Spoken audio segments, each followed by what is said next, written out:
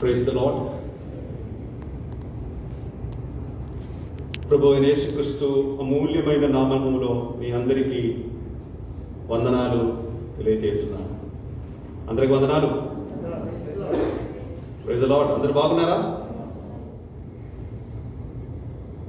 ఈ రాత్రి సమయంలో క్రిస్మస్ సందేశమును మీ అందరితో పంచుకొనుటకు గొప్ప అవకాశం ఇచ్చిన దేవునికి కృతజ్ఞతలు చెల్లించుచున్నాను. బ్రదరు చెప్పినట్లుగా నేను కేరళ రాష్ట్రము చేరినవాడు. నేను యూజువల్గా ఇంగ్లీష్లో మెసేజ్ ఇస్తున్నాను. ఆంధ్రప్రదేశ్లో వెళ్ళినప్పుడు ఇంగ్లీష్లోని మెసేజ్ ఇస్తున్నాను. కానీ ఇప్పుడు బ్రదర్ చెప్పినట్లుగా the first time before an audience, మొదటిగా ఒక ఫిజికల్ ఆడియన్స్ ముందుగా తెలుగులో మాట్లాడబోతున్నాను. దయచేసి నా కోసం ప్రే చేయండి. దేవుడు ఈరోజు మమ్మల్ని ఆశీర్వదిస్తాడు. మనకు తెలిసినట్లుగా ప్రపంచం శ్రమలతోనూ సమస్యలతోనూ పోతూ ఉన్నది. మనం ప్రతిరోజు చాలా వార్తలు వింటూ ఉన్నాం. కొన్ని వార్తలు మనకు సంతోషాన్ని ఇస్తుంది, కొన్ని వార్తలు మనకు దుఃఖాన్ని కలిగిస్తాయి. ఈ రోజులలో మనం కరోనా వలన బాధపడుస్తున్నాం. ఉద్యోగాన్ని కోల్పోవడం, ఆర్థిక నష్టం, ఆరోగ్య సమస్యలు వంటి ఎన్నో బాధలతో మనం సతమతమవుతున్నాం. కానీ దేవుడు మనకు గొప్ప సంతోషాన్ని ఇచ్చాడు. అందుకే ఈరోజు కూడా మనమందరూ కలిసి దేవుని సమూహములో వచ్చాము. ఈరోజు మన ధ్యానం కొరకు లూకాసు వార్త 2వ అధ్యాయం 10 నుంచి 13 దాకా చదువుతాం. అయితే ఆ దూత భయపడకుడి, ఇదిగో ప్రజలందరికీ కలగబోవు మహా సంతోషకరమైన సువార్తమానము నేను మీకు తెలియజేస్తున్నాను. దావీదు పట్టణమందు నేడు రక్షకుడు మీ కొరకు పుట్టి ఉన్నాడు. ఈయన ప్రభువైన క్రీస్తు. దానికి ఇదే ఆనవాలు. ఒక శిశువు కొత్తి గుడ్డలతో చుట్టబడి ఒక తొట్టిలో పండుకొని ఉండుట మీరు చూచెదరని వారితో చెప్పాను. వెంటనే పరలోక సైన్య సమూహంతో ఆ దూతతో కూడా నుండి సర్వోన్నతమైన స్థలములలో దేవునికి మహిమయు ఆయన ఇష్టులైన మనుషులకు భూమి మీద సమాధానము కలుగునుగాక అని దేవుని స్తోత్రము చేయుచుండెను. Thank you brother. క్రిస్మస్ గొప్ప సందేశాన్ని మనకు ఇస్తుంది. ఒక ప్రశ్న మిమ్మల్ని అడుగుతాను. క్రిస్మస్ యొక్క నిజమైన సంతోషం ఏమిటి?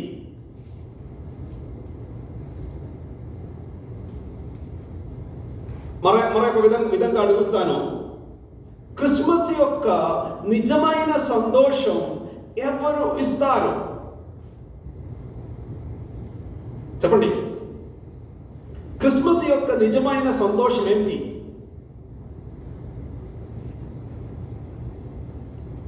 ఎంతమందికి క్రిస్మస్ తాత అంటే ఇష్టం? క్రిస్మస్ రోజులో క్రిస్మస్ తాత వస్తుంది, చాలా సంతోషం.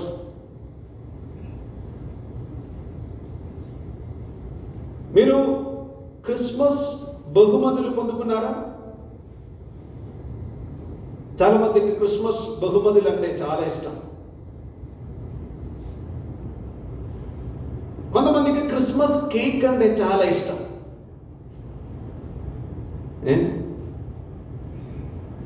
షుగర్, డయాబెటీస్ ఉండేవాడు అప్పుడు కూడా క్రిస్మస్ కేక్ అంటే చాలా ఇష్టం. కొంతమంది క్రిస్మస్ నక్షత్రం, ఈ రోజుల్లో రంగులుగా నక్షత్రాలు ఇందులో మనం పెడుతూ ఉన్నాం. కొంతమంది క్రిస్మస్ ట్రీ చాలా డెకరేట్ చేసి అందంగా దాని ఇంటిలో అలంకరిస్తారు. కొంతమందికి క్రిస్మస్ కార్డ్ అంటే చాలా ఇష్టం. ఈ రోజుల్లో మనం క్రిస్మస్ కార్డ్ లేదు, వాట్సాప్ ద్వారా, ఫేస్బుక్ ద్వారా మనం క్రిస్మస్ గ్రీటింగ్స్ పంపిస్తాం. ఇది అన్ని సంతోషమే. కానీ క్రిస్మస్ యొక్క నిజమైన సంతోషం ఏమిటి? క్రిస్మస్ యొక్క నిజమైన సంతోషం ఎవరిస్తారు? దాన్ని అర్థమవడానికి మరి ఒక ప్రశ్న నేను అడుగుతాను. ఒక వివాహములో నిజమైన సంతోషం ఏమిటి? ఒక వివాహములో నిజమైన సంతోషం ఏంటి? వివాహ వేడుకలో ఉంటుందా? పెళ్లి విందులో ఉంటుందా? వివాహాన్ని వచ్చిన వారిని బట్టి ఉంటుందా? కళ్యాణ మండపం బట్టి ఉంటుందా? వివాహ రిసెప్షన్ బట్టి ఉంటుందా? చెప్పండి. ఒక వివాహములో నిజమైన సంతోషం ఏమిటి? ఈ అన్ని వివాహములో సంతోషమే, కానీ నిజమైన సంతోషం ఎలా వస్తుంది? సరి అయిన భాగస్వామిన పొందడం ద్వారా వస్తుంది. నిజమైన సంతోషం వివాహములో సరి అయిన భాగస్వామిన పొందడం ద్వారా వస్తుంది. అలాగే క్రిస్మస్ యొక్క నిజమైన సంతోషం కూడా ప్రభు అయిన యేసుక్రీస్తునే కలిగి ఉండడం ద్వారా వస్తుంది. ప్రభు అయిన యేసుక్రీస్తు, అదే క్రిస్మస్ యొక్క నిజమైన సంతోషం.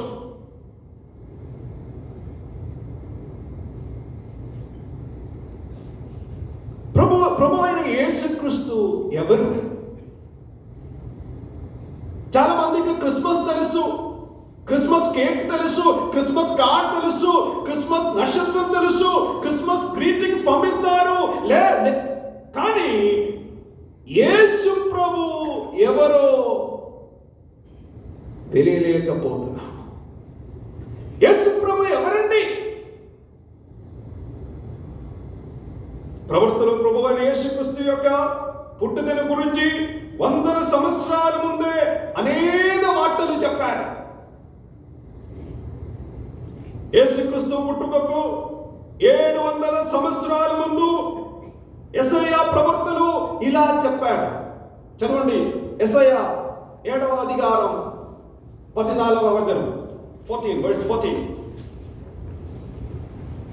కాబట్టి ప్రభువు తానే ఒక సూచన మీకు చూపును, ఆలకించుడి.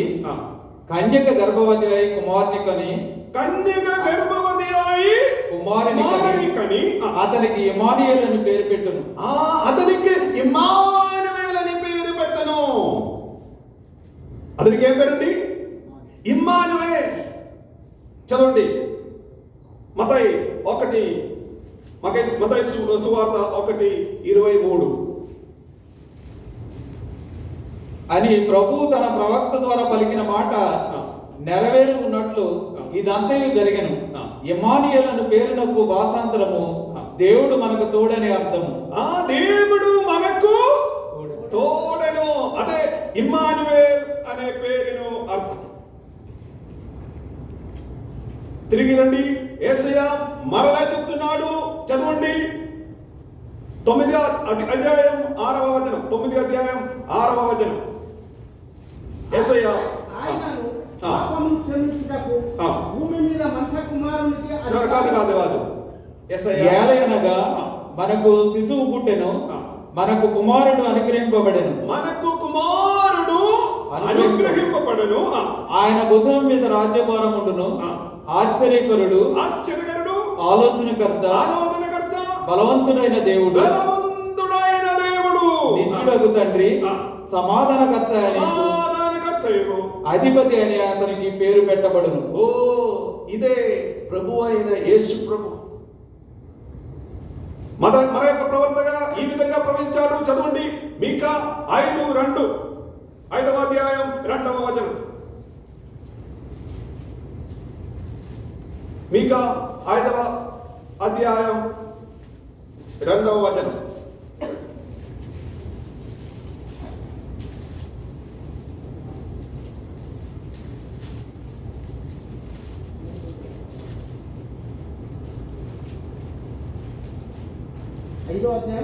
రెండవ అధ్యాయం verse 2. బెత్లెహేము ఎఫ్రాతా యోదా వారి కుటుంబములోని నీవు స్వల్పమైన గ్రామమైనను నాకు కొరకు ఇశ్రాయేలీయులను ఏలబోవువాడు నీలో నుండి వచ్చును. పురాతన కాలం మొదలుకుని శాశ్వత కాలము ఆయన ప్రత్యక్షమగుచుండెను. కాబట్టి ప్రసవముకు స్త్రీ పిల్లను కనున్నట్టు చాలు. ప్రభు అయిన యేసుక్రీస్తు బెత్లెహేం అనే స్వల్ప గ్రామములో జన్మిస్తాడు. ఎవరు చెప్పారు? మీగా ప్రవర్తలు చెప్పారు. 500 సంవత్సరాలు ముందుకే చెప్పారు. కానీ ప్రభు అయిన యేసుక్రీస్తు తల్లిదండ్రులు నజరేతు అనే ఊరిలో నివసిస్తున్నారు. ఇప్పుడు మరియ నిండు గర్భవతి అయి ప్రసవించుటకు సిద్ధముగా ఉన్నది. ఇప్పుడు ఏ విధంగా ప్రవచనం నెరవేరుతుంది? ప్రవచనం చెప్తుంది, ఏం చెప్తుంది? యేసు ప్రభువు బెత్లెహేములో పుట్టాడు, బెత్లెహేములో వస్తుంది, జన్మిస్తాడు. కానీ ఇక్కడ మరియా యోసేపు ఎక్కడ ఉంది? ఎక్కడ ఉన్నారు? నజరేత్ అనే పట్టణములో ఉన్నారు. నజరేత్ నుండి బెత్లెహేం వరకు సుమారు 140 కిలోమీటర్స్, 140 కిలోమీటర్స్ దూరం. నిండు గర్భవతి అనే స్త్రీ ఎప్పటికీ ఇంత దూరం ప్రయాసపడే ప్రయాణం చేయదు. కానీ ప్రవచనం నెరవేరాలి. ఇది ఎలాగ సాధ్యమవుతుంది? దేవుడు ఈ పరిస్థితిలో జోక్యం చేశాడు. చదవండి లూకా సువార్త 2వ అధ్యాయం 1వ వచనం.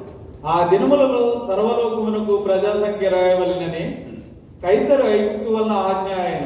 ఇది కురేనియా సిరియా దేశమునకు అధిపతి అయినప్పుడు జరిగిన మొదటి ప్రజా సంఖ్య. అందరూ ఆ సంఖ్యలో రాయబడుటకు తమ తమ పట్టణములకు వెళ్ళిరి. యేసేపు దావీదు వంశంలోను గోత్రములోను పుట్టినవాడు కనుక తనకు భారీగా ప్రదానం చేయబడి గర్భవతి అయ్యుండిన మరియతో కూడా ఆ సంఖ్యలో రాయబడుటకు గలిలయ నుండి నజరేతు నుండి యోదియా బెత్లెహేము అనబడిన దావీదు ఊరికి వెళ్ళెను. ఆ దేవుడి పరిస్థితిలో జోక్యం చేశాడు. ఆ దినములో రోమా చక్రవర్తి అయిన అగస్టు కైసరు ఒక ఆజ్ఞ ఇచ్చాడు. అది ఏమంటే అందరూ తమ తమ పట్టణానికి వెళ్ళి ప్రజా సంఖ్యలు రాయపడుటకు వారి పేర్లు ఇవ్వాలి. దాని నిమిత్తము యోసేపు తన భార్య అయిన మరియా తమ పట్టణమైన బెత్లెహేముకు వెళ్ళాలి.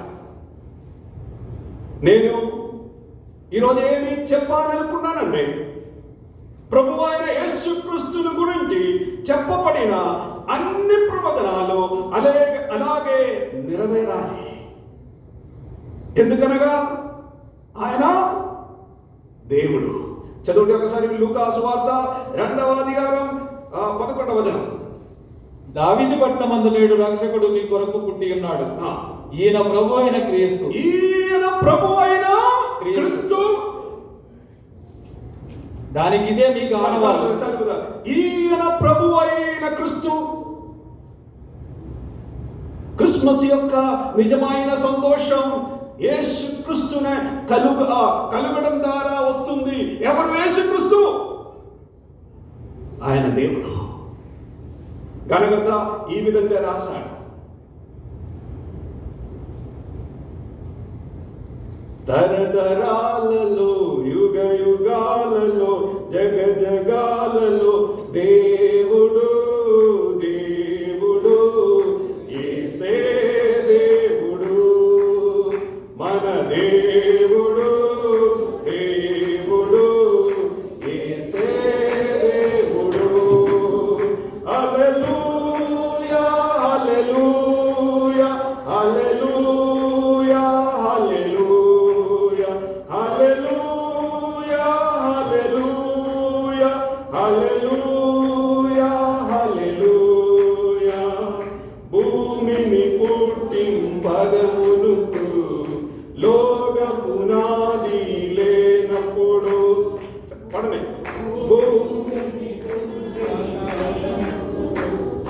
లోక పునాది లేనప్పుడు దేవుడు దేవుడు యేసై దేవుడు, మన దేవుడు దేవుడు యేసై దేవుడు. హల్లెలూయా హల్లెలూయా హల్లెలూయా హల్లెలూయా హల్లెలూయా హల్లెలూయా హల్లెలూయా హల్లెలూయా. క్రీస్తు ఎవరు? ఆయన దేవుడు. భూమిని పుట్టింపక మునుపు లోక పునాది లేనప్పుడు దేవుడు దేవుడు యేసై దేవుడు. లూకా సువార్త 2వ అధ్యాయం 11వ వచనం ఇలాగ చెప్తున్నాడు, క్రీస్తు ఎవరు? ఆయన దేవుడు మరియు రక్షకుడు. చదవండి మత్తయి 1:21. మత్తయి సువార్త. ఆమె యొక్క కుమారుని కనును తన ప్రజలను వారి పాపముల నుండి ఆయనే రక్షించును కనుక ఆయనకు యేసు అను పేరు పెట్టుదును అనేను. ఆయనను యేసు అనే పేరు పెట్టను. మన అందరూ పాపములో అపొస్తలుడైన పౌలు రోమీయులకు రాసిన పత్రిక 3వ అధికారం 23వ వచనంలో చెప్తున్నారు, మనమందరూ పాపులమే, ఏ భేదము లేదు, అందరూ పాపము చేసి దేవుడు అనుగ్రహించు మహిమను పొందలేకపోవచ్చున్నారు. 6వ అధ్యాయం 23వ వచనం అదే రోమా పత్రికలు చెప్తున్నారు, ఏలయనగా పాపము వలన వచ్చు జీవితము మరణము, అయితే దేవుని కృపావరము మన ప్రభువైన యేసుక్రీస్తునందు నిత్య జీవము. Praise the Lord. ఏలయనగా పాపము వలన వచ్చు జీవితము మరణము, అయితే దేవుని కృపావరము మన ప్రభువైన యేసుక్రీస్తు అందే నిత్య జీవము. ఇక్కడ అపొస్తలుడైన పౌలు చెప్తున్నారు, ఏ భేదము లేదు. ఇప్పుడు నా భాష ఏంటి? నా మాతృభాష మలయాళం, మీ మాతృభాష తెలుగు, కొన్ని తమిళు, కొన్ని కన్నడ, వేరే వేరే భాషలు ఉన్నది. ఇప్పుడు నేను అడిగితే మీకు ఇష్టమైన బ్రేక్ఫాస్ట్ ఏంటి చెప్పండి? దోశ, చపాతి, ఇడ్లీ, వేరే వేరేగా జవాబు ఇస్తుంది. మీకు ఇష్టమైన కలర్ ఏమిటి? కొందరు బ్లూ, కొందరు రెడ్, కొందరు ఎల్లో, వేరే వేరే విధంగా ఉంది.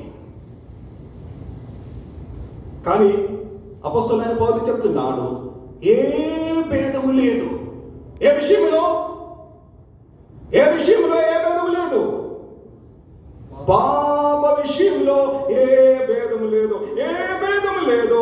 అందరూ పాపము చేసి దేవుడు అనుగ్రహించ మహిమను పొందలేకపోవచ్చున్నారు.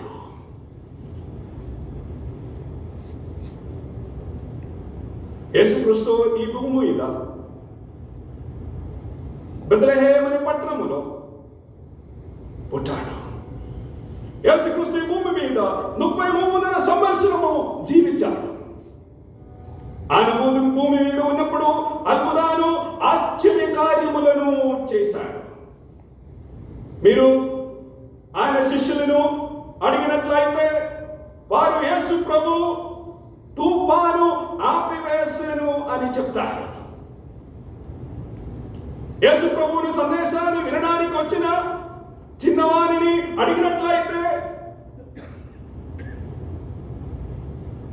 5 రొట్టెలు 2 చిన్న చేపలు తీసుకొని 5,000 మందికి పంచిపెట్టను అని చెప్తాడు. మీరు బెతెస్దా కొనేరు వద్ద ఉన్న పక్షవాతం కలిగిన మనుషులు అడిగినట్లయితే యేసయ్య కుంటివారికి నడకనిచ్చాడు చెప్తారు. మీరు సమరయుడైన కుష్ఠరోగిని అడిగినట్లయితే యేసు ప్రభు కుష్ఠరోగిని స్వస్థపరిచాడు అని చెప్తారు.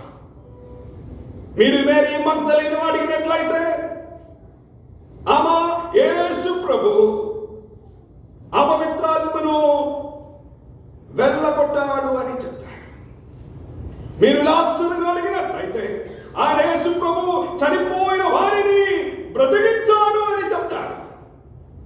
మీరు పిలాతును అడిగినట్లయితే ఆయన నీతిమంతుడు అనే చెప్తాడు. మీరు శతాధిపతిని అడిగినట్లయితే ఆయన యేసుక్రీస్తు దేవుని కుమారుడని చెప్తారు.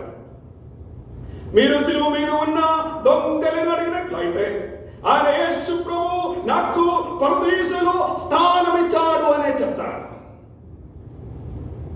మీరు యాకోబుని అడిగినట్లయితే ఆయన యేసయ్య మరణం నుంచి తిరిగి లేచి నాకు ప్రత్యక్షమయ్యాడు అనే చెప్తాడు. మీరు నన్ను అడిగినట్లయితే పాపి అయిన నన్ను నా పాపముల నుంచి యేసు ప్రభు విడువించి నన్ను క్షమించాడు అనే చెప్తారు. Praise the Lord. యేసు ప్రభు నన్ను మార్చాడు. యేసు ప్రభు రక్షకుడే.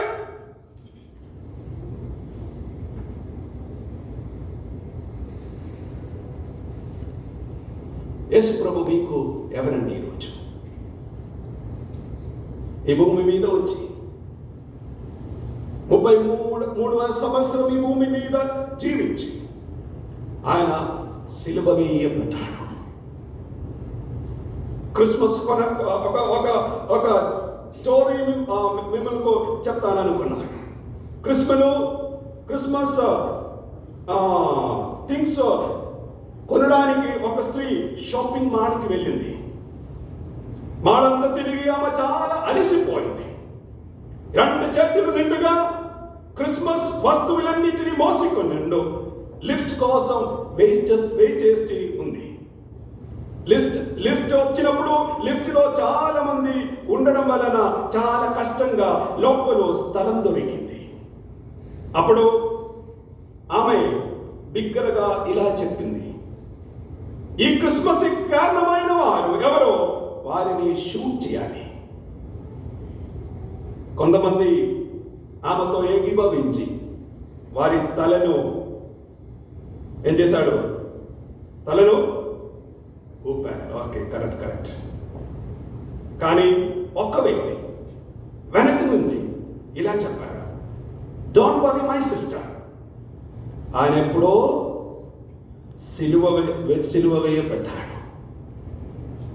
ఆయన ఎప్పుడో సిలువ వేయబడ్డాడు. అవును ప్రియమైన సహోదరి సహోదరులారా, యేసు ప్రభు కల్వరి సిలువలో ప్రాణం పెట్టాడు. ఎందుకో మీకు తెలుసా?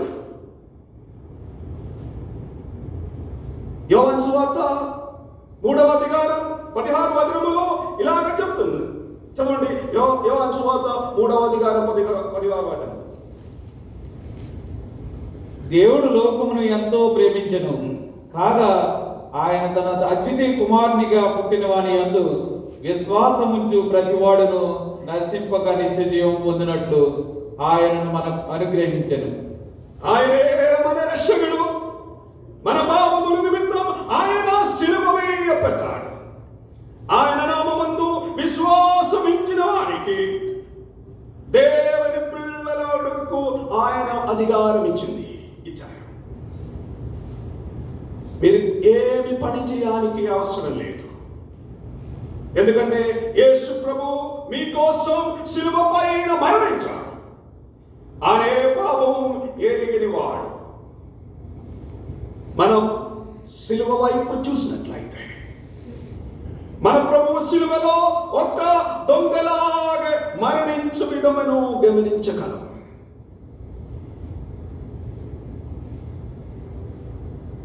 చదవండి లూకా సువార్త 2వ అధ్యాయం 12వ వచనం. Chapter 2 verse 12. దానికిదే మీకు ఆనవాలు. ఒక శిశువు పొత్తుగుడ్డలతో చుట్టబడి ఒక తొట్టులో పండుకుని ఉండుట మీరు చూచిద్దరని వారితో చెప్పాను. ఆ ప్రభు అయిన యేసుక్రీస్తు పుట్టబోచుండగా యోసేపు మరియా ప్రసవించుటకు ఒక స్థలము వెతికించుండెను. కానీ ఎవరు వారికి స్థలం ఇవ్వలేదు. ఎవరి స్థలం ఇవ్వలేదు. అందుకని మరియా ఒక దారి పక్కన యేసు ప్రభువుకి జన్మనిచ్చింది. పుట్టిన శిశువును పరిణపెట్టుటకు మరియా ఒక స్థలమును చూచెను. ఆమె ఒక పశువుల పాకను చూచి అక్కడ ఉన్న ఒక పశువుల తొట్టిలో శిశువు అయిన యేసు ప్రభువునే పరిణపెట్టింది. ఆ పశువుల తొట్టి ఖాళీగాను అందుబాటులో ఉంది. అక్కడ చాలా సత్రములు ఉండేవి. కానీ ఒక్కరు కూడా యేసు ప్రభు కోసం తెరవలేదు. ఒక్కరు కూడా యేసు ప్రభు కోసం తెరవలేదు. తూర్పు దేశమును నుంచి వచ్చిన జ్ఞానులు యేసు ప్రభువుని వెతుకడానికి హేరోదు రాజభవనం వచ్చారు. కానీ అక్కడ యేసు ప్రభువును కనపడలేదు. ఎందుకంటే ప్రభు అయిన యేసునికి పశువు తొట్టును మాత్రమే పరండపెట్టుటకు స్థలము దొరికినది. My dear brothers and sisters, నాకు ప్రియమైన సహోదరి సహోదరులారా, చాలా మంది ఇంటిలో నక్షత్రం ఉంది. చాలా మంది ఇంటిలో క్రిస్మస్ కేక్ ఉంది. చాలా మంది ఇంటిలో క్రిస్మస్ క్యారల్స్ ఉంది. చాలా మంది ఇంటిలో క్రిస్మస్ కార్డ్స్ ఉంది. కానీ యేసు ప్రభు మాత్రం లేదు. చూడండి, ఆ పశువు తొట్టిలో నక్షత్రం లేదు, క్రిస్మస్ ట్రీ లేదు, కేక్ లేదు. కానీ ఎవరుంది? ఎవరున్నారు? యేసు ప్రభు ఉన్నారు. మీ జీవితంలో యేసు ప్రభు ఉన్నారా? మీ జీవితంలో యేసు ప్రభు ఉన్నారా? లేకుంటే మిగిలినన్ని వ్యర్థమే. నీ జీవితంలో యేసు ప్రభు ఉంటే చాలు. అదే నిజమైన క్రిస్మస్. దానికర్త ఇలా ఒక గానం రచించాడు. చాలా చాలా చాలా మంచి పాట. నీవుండే నాకు చాలు యేసయ్యా, నీ వెంటే నేను ఉండాలేసయ్యా.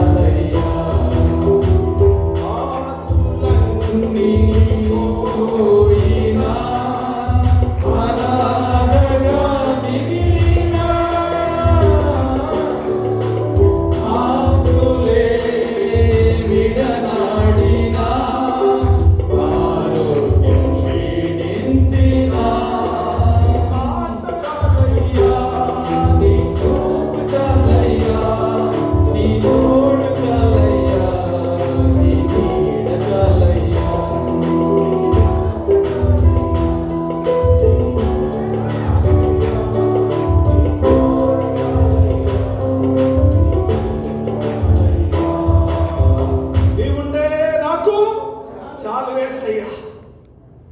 అదే నిజమైన క్రిస్మస్ సంతోషం. యేసు ప్రభు నీ కోసం మరణించాడు, 3వ దినమున తిరిగి లేచాడు. నిన్ను ధన్యుడైన వ్యక్తిగా మార్చడానికి ఆయన నీ కోసం సిలువలో మరణించాడు. నేను ఒక నిజమైన కథ చెప్పి ముగిస్తున్నాను, మా టైం అయిపోయింది. లియోనార్డో అని ఒక గొప్ప చిత్రకారుడు ఉండేవాడు. ఆయనకు చాలా మంది శిష్యులు కూడా ఉన్నారు. లియోనార్డోకి కిళ్ళవాది ఉన్నది, ఆర్థరైటిస్. ఆ సమస్య వలన ఆయన వ్రేళ్లతో బ్రష్ పట్టుకున్నప్పుడు చాలా నొప్పితో బాధపడుతూ ఉండేవాడు. ఆయన చిత్రాన్ని గీస్తున్నప్పుడు తరచుగా ఆయన శిష్యులు ఆయన నొప్పితో ఏడుపుని విన్నారు. ఆ రోజుల్లో ఆయన శిష్యుల్లో ఒక శిష్యుడు, ఆయన పేరు మాటసే. ఆయన వచ్చి ఇలాగ అడిగాడు, మాస్టర్, ఇది మీకు ఇంత నొప్పిని కలిగిస్తుంది, మీరెందుకు ఇప్పటి కూడి ఈ చిత్రాన్ని గీస్తున్నారు?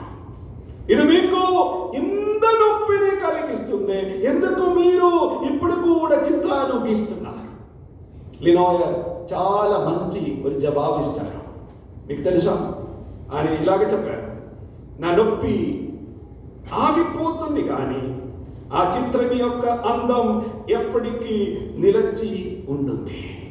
నా నొప్పి ఆగిపోతుంది కానీ ఆ చిత్రం యొక్క బ్యూటీ, అందం ఎప్పటి కూడి నిలిచి ఉంది. మన ప్రభు అయిన యేసుక్రీస్తు కల్వరి శిలువలో కేక వేసి ప్రాణం పెట్టాడు. ఎందుకు తెలుసా? నిన్ను ఒక ధన్యకరమైన వ్యక్తిగా మార్చడానికి ఇదే నిజమైన క్రిస్మస్. క్రిస్మస్ సంతోషం మీరు పొందారా? యేసు ప్రభు నిన్ను ప్రేమతో పిలుస్తున్నాడు. మీ జీవితమున ఆయనకు ఇవ్వడానికి సిద్ధముగా ఉన్నాడు. ప్రభు నీ జీవితంలోనికి రావాలనుకున్నాడు. ప్రభు మీ జీవితంలోకి రావాలనుకున్నాడు. ఒక మంచి నిర్ణయం తీసుకోండి. సమయం లేదు, ఇదే మంచి దినం, ఇదే మంచి సందర్భాలు. ప్రభు నిన్ను పిలుస్తున్నాను. నేను ఒక పాట పాడి ముగిస్తున్నాను. రమ్మను చున్నాడు నిన్ను ప్రభు యేసు,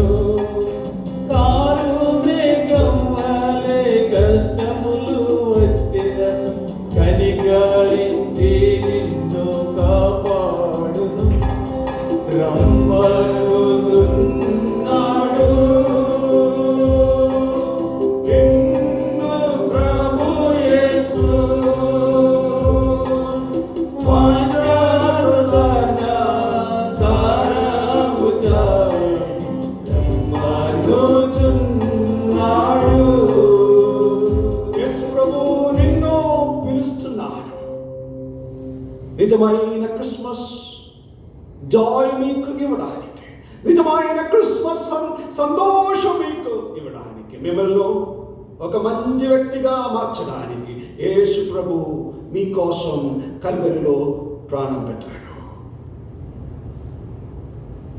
ఈ యొక్క మంచి నిర్ణయం యేసు ప్రభు దగ్గరకు వచ్చాడు. ఆయన యందు విశ్వాసం వచ్చి ఒక మంచి నిర్ణయం తీసుకోవడానికి ప్రభు మీకు సహాయం చేయనుగాక. అందరికీ వందనాలు.